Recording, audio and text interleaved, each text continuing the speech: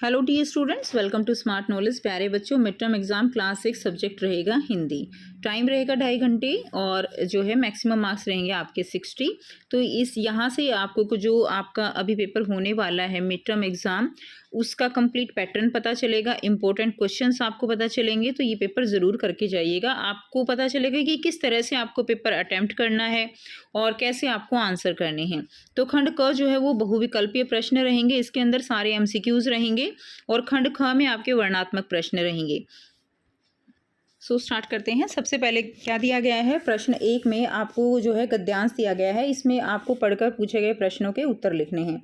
तो सबसे पहले देखिए, ये आपको अच्छे से पढ़ लेना है बेटा, ठीक है। इसको पढ़ेंगे तभी आप क्वेश्चन कर पाएंगे। तो जोजिला पास से आगे चलकर जवाहरलाल कहाँ पहुँचे, तो कहाँ पहुँचे थे वो देखिए, फर्स्ट में ही आपको आंसर दिया गया है, तो वो मातायन पहुँचे थे। क इसका आंसर हो जाएगा। कुली ने जवाहरलाल को अमरनाथ की दूरी कितने मील बताई, तो उन्होंने कितने मील बताई थी, 8 मील बताई थी। उसके बाद नेक्स्ट देखिए, प्रश्न 2 है, तो ये काव्यांश दिया गया है, इसको ध्यानपूर्वक पढ़ना है और पूछे गए प्रश्नों के उत्तर आपको यहाँ पर देने हैं। तो छोटी सी नदी, हमारी नदी टेढ़ी मेढ़ी धार, तो इसको जो है अच्छे से पढ़ के तब आंसर करेंगे। नदी की धार कैसी है, तो देखिए छोटी सी हमारी नदी टेढ़ी मेढ़ी धार, तो यानी क्या हो जाएगा इसका आंसर, टेढ़ी मेढ़ी। नदी के किनारे कैसे हैं, नदी के किनारे ऊंचे हैं। प्रश्न 3 है, निम्नलिखित व्याकरण के प्रश्न के उत्तर सही विकल्प छांटकर लिखिए। चाय में कुछ गिरा है, वाक्य में सर्वनाम शब्द पहचानिए। तो इसमें कुछ क्या है, सर्वनाम शब्द है। उसके बाद निम्नलिखित में व्यंजन को पहचानिए, तो अ, ई, ए ये सारे क्या हैं, ये स्वर हैं और ख क्या है, व्यंजन है।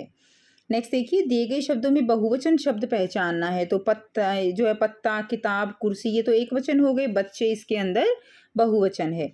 मीनू का हाथी वाक्य में हाथी किस प्रकार की संज्ञा है, तो हाथी जो है वो पूरी जाति को संबोधित कर रहा है यहाँ पे, तो ये कैसी संज्ञा है, जातिवाचक संज्ञा है। नेक्स्ट देखिए, निम्नलिखित गद्यांश दिया गया है, इसको ध्यानपूर्वक पढ़ना है और पूछे गए प्रश्नों के उत्तर देने हैं। हर शनिचर को हमें ऑलिव ऑयल या कैस्टर ऑयल पीना पड़ता है, ठीक है। तो ये आप अच्छे से पढ़ लेंगे बेटा, इसको एक बार जरूर रीड कीजिए। रीड करने के बाद ही आप क्वेश्चन करेंगे। लेखक को शनिवार की सुबह अच्छी नहीं लगती थी, इसका क्या कारण था, तो उसका कारण था उनको ऑलिव ऑयल पीना, उसको इसीलिए शनिवार की सुबह अच्छी नहीं लगती थी।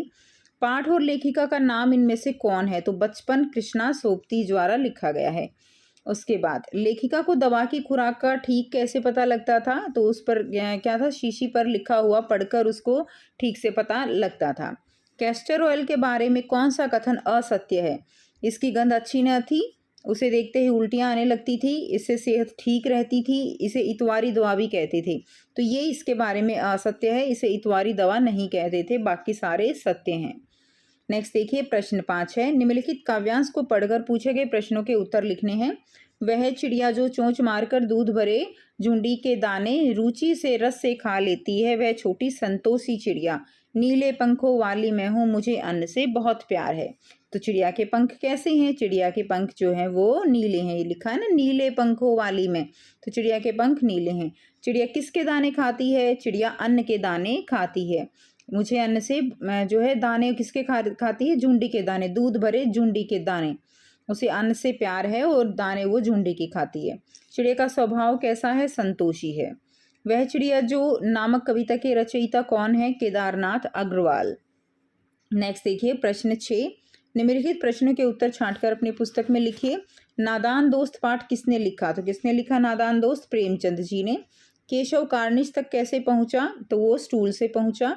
नेक्स्ट है प्रश्न 7, उत्तर छांट कर लिखने हैं। चिड़िया किसका दिल टटोलती है, चिड़िया नदी का दिल टटोलती है। चिड़िया कौन से मोती ले जाती है, चिड़िया जल के मोती ले जाती है, ठीक है। कौन से मोती ले जाती है, जल के।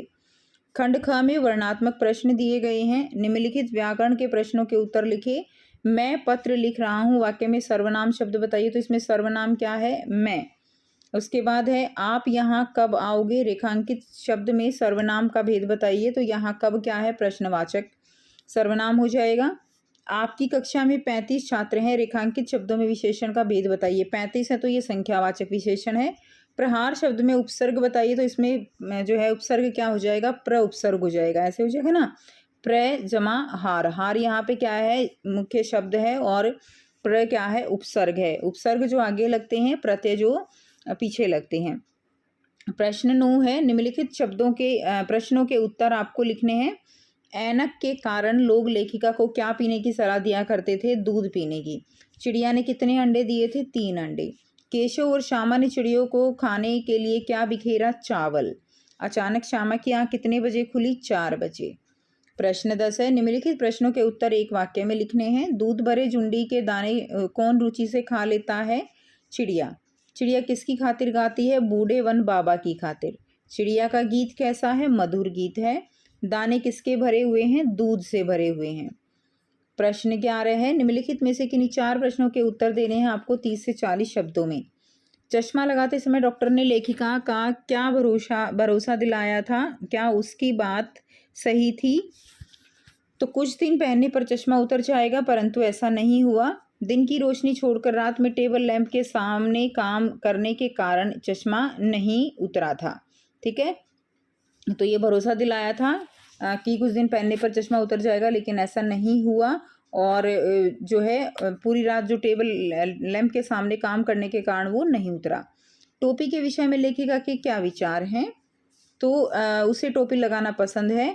उसके पास कई रंगों की टोपियां हैं। उसे सहज सुबीते वाली हिमालयी टोपियां पहनना अच्छा लगता है। लेखिका बचपन में कैसी पोशाक पहना करती थी? तो लेखिका जो है बचपन में एक नीली पीली धारी वाली फ्रॉक, जिसका कॉलर कैसा था? गोल था। बाजू पर कफ था। दूसरे हल्के गुलाबी रंग की बारीक चुन्नटों वाली धारित घेरदार जो है वो फ्रॉक थी, जिसमें गुलाबी जो पट्टियां हैं वो लगी थी। तो इस तरह के फ्रॉक जो है पोशाक वो पहना करती थी। नेक्स्ट देखिए, नेक्स्ट है, अंडों की हिफाजत के लिए केशव और श्यामा ने क्या क्या प्रयास किए? तो केशव और श्यामा ने क्या प्रयास किए? केशव और श्यामा ने नीचे कपड़ों की गद्दी बिछा दी, अंडों के ऊपर टोकरी को टहनी से टिकाकर छाया कर दी, प्याली में दाना और पानी भी रखा। तो इस तरह से उन्होंने प्रयास किए। अगला प्रश्न है, केशव को किस बात पर अफसोस हो रहा था? लिखना है। उसकी नादानी के कारण चिड़ियों का घर उजड़ गया। केशव कई दिनों तक अपनी गलती पर अफसोस करता रहा। तो उसकी नादानी के कारण जो है उनका घर उजड़ गया, जिसके वजह से वो बहुत ज़्यादा अफसोस कर रहा था। अगला प्रश्न है, प्रश्न 12।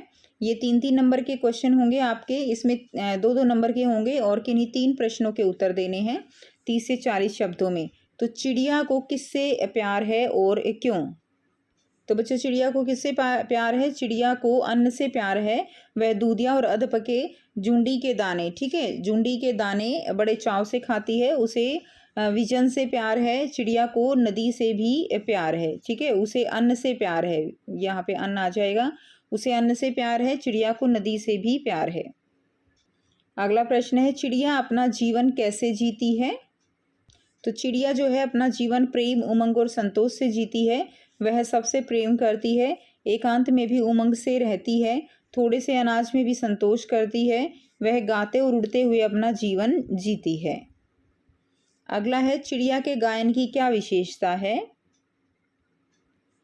तो चिड़िया कंठ खोलकर और रस उड़ेलकर गाती है, अर्थात वह तेज और मधुर स्वर में गाती है। उसके गीत वातावरण में रस घोल देते हैं।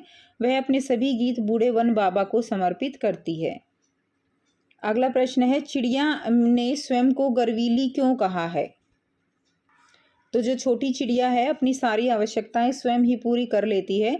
जब चिड़िया को भूख लगती है तब वह स्वयं ही अपना भोजन जुटाने निकल पड़ती है। इसीलिए चिड़िया ने खुद को क्या कहा है? गर्वीली कहा है। उसके बाद है प्रश्न 13। किसी एक विषय पर 80 से 100 शब्दों में अनुच्छेद लिखना है। अपना गांव या शहर, श्रमदान का महत्व, मेरा प्रिय पशु या पक्षी, बाढ़ की समस्या। तो बेटा किसी एक पर लिखना है, तो बहुत आसानी से आप इसको लिख सकते हो।